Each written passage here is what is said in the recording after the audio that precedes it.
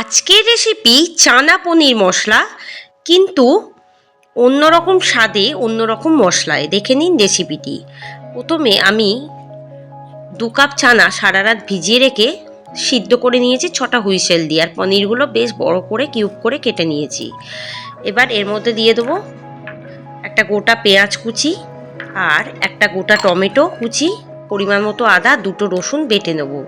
এদিকে কড়াই দিয়ে দেবো 1/2 কাপ সর্ষের তেল। তেলটা গরম হয়ে গেলে দিয়ে দেবো কুচিয়ে রাখা পেঁয়াজ আর একটা টমেটো দিয়ে একটু ভালো করে প্রথমে ভেজে নেব।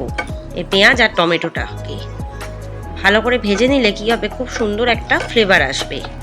যাতে টমেটো আর পেঁয়াজটা ভালোভাবে ভাজা হয়ে যায়, 1 চামচ লবণ দেব, দিয়ে দেবো 1 চামচ হলুদ গুঁড়ো, দিয়ে ভালো করে এটাকে ভাজতে থাকবো। এরপর দিয়ে দেবো ছোট ছোট করে কাটা পানিরগুলো দিয়েও ভালো করে ভেজে নেব।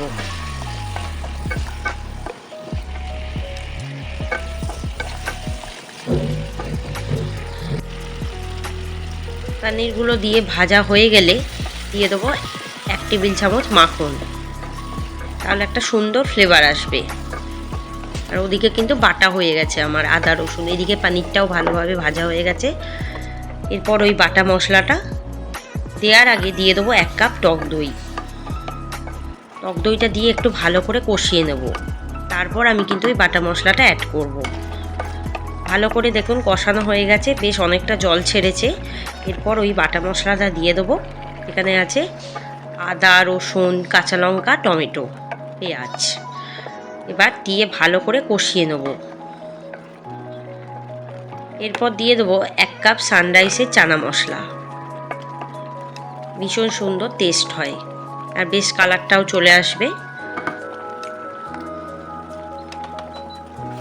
ভালোভাবে কিন্তু কষানো হয়ে গেছে। এবার যে জলে আমি কিন্তু সিদ্ধ করেছি সেই জল সমেত আমি কিন্তু চানাটা ঢেলে দেবো।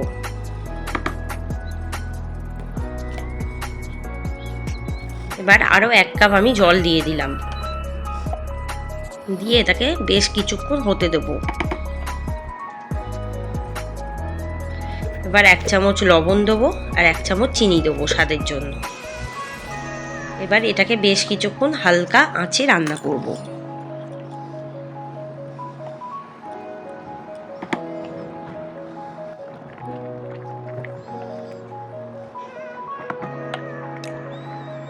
এবার এটাকে আমি 15 থেকে 20 মিনিট ঢাকা দিয়ে রাখবো।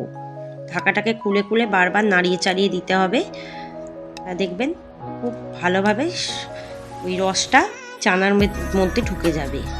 আবারও ঢাকা দিয়ে দিয়ে রান্না করব। বেশ অনেকটা কিন্তু মাখা মাখা হয়ে গেছে।